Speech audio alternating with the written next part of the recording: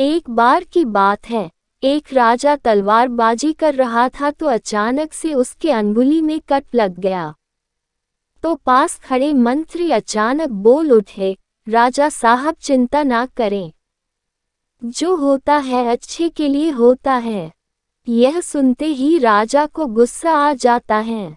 राजा उस मंत्री को कारागृह में बंद करने का आदेश दे देता है और बोलता है इसको फांसी पर चढ़ा दिया जाए। यह सुनकर मंत्री घबरा गया। उसने राजा से निवेदन किया, महाराज, मैंने आपके यहाँ इतने वर्षों तक काम किया है, क्या आप मेरी अंतिम इच्छा पूरी नहीं करेंगे? राजा बोला, ठीक है, बताओ क्या है तुम्हारी अंतिम इच्छा? मंत्री बोला, कृपया मुझे 10 दिन का समय दीजिए, उसके बाद आप मुझे जो चाहे वो सजा दे दीजिए। राजा ने उसकी अंतिम इच्छा मान ली। राजा दूसरे दिन अपने सैनिकों के साथ जंगल में शिकार पर निकला। जंगल के बीच में राजा अपने सैनिकों से बिछड़ गए और रास्ता भटक गए। रास्ता ढूंढते हुए राजा वनवासियों के बीच पहुंच गए, जो बलि देने के लिए किसी को ढूंढ रहे थे। वनवासियों ने राजा को पकड़ लिया और वन की देवी को बलि देने के लिए ले गए। बलि देने की सारी तैयारियां पूरी हो गई।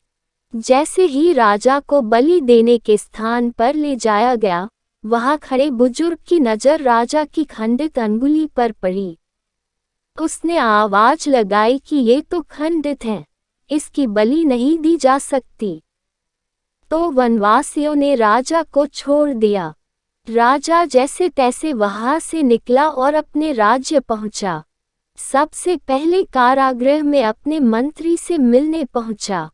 राजा ने मंत्री से कहा, आपने सही कहा था, अगर मेरी अंगुली नहीं कटी होती तो मैं जिंदा नहीं होता, यानी जो होता है वो अच्छे के लिए होता है।